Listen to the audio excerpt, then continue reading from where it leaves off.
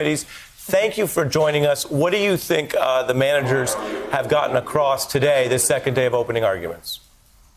Well, again, today I think they've done an excellent job of laying out the facts and connecting them, obviously, with the law. But in particular, what I found interesting today was the emphasis on Giuliani and the fact that when we look at his active role in the subject of in particular, the first article of impeachment, the emphasis on the fact that he is the president's personal lawyer, that he is not an agent of the government, that he does not work for the State Department, he is not a diplomat, and just really pointing out how active he was and how explicit the president was in saying, go talk to Giuliani, which really emphasizes the point that this was about a political operative doing the work of the president as his personal lawyer, and the work being for the benefit, the political and personal benefit of the president, as opposed to in the interest of national security or any other more legitimate purpose. And Senator, when you put it like that, given your knowledge both of these issues but also how campaigns work, it seems that you're saying something straightforward that's important to the case the Democratic House managers are making, which is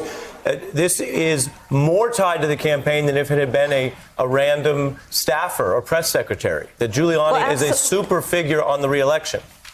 Well, that's exactly right. And so and why I think the House managers are doing a good job is they are showing us as senators, as the jurors, but also the American people, showing the math, showing the connection between these various, seemingly perhaps unconnected facts, but how they then paint the full picture of the fact in particular, again, as it relates to Article 1 of the impeachment, that the president was abusing his power for personal benefit, and in that way it was a violation of public trust.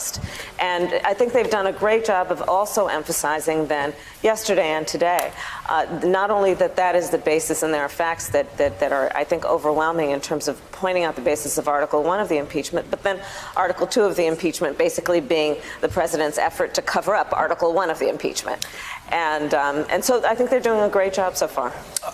We don't know what the votes will be in the future on potential witnesses, but we do know that after both sides present the opening arguments, there is this time for you and your colleagues to present questions. And interestingly, we already saw a little bit of a hint of where some of the potential key votes are. I want to read to you what I'm sure you've heard about, which is Senator Collins speaking out about something she wanted to ask about, saying, I was stunned by Congressman Nadler's approach. Famously, on the first night, he made some comments that she viewed as impugning the senators. I wrote a note raising the issue of whether that itself was a violation of the rules of the Senate. The Chief Justice then admonished both sides. I was glad that he did.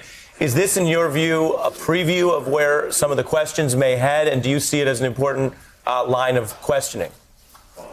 Well, Ari, let's just step back for a moment and all appreciate the fact that this is probably the most important responsibility that any member of the United States Senate has, which is to sit as a juror in an impeachment of the President of the United States. And for that reason, then, let's not be distracted by whatever is happening on the sidelines. Let's focus on the facts. Let's focus on the law. And let's ensure that this will be a fair trial, that it will be legitimate in terms of its process, which is supposed to be about seeking truth and therefore justice.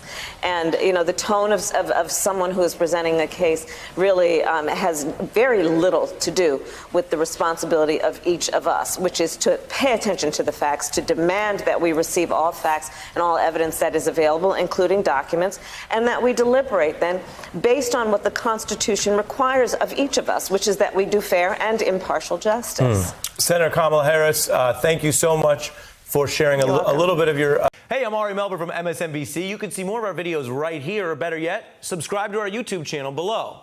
You could have been anywhere in the world, but you're here with us, and we appreciate that.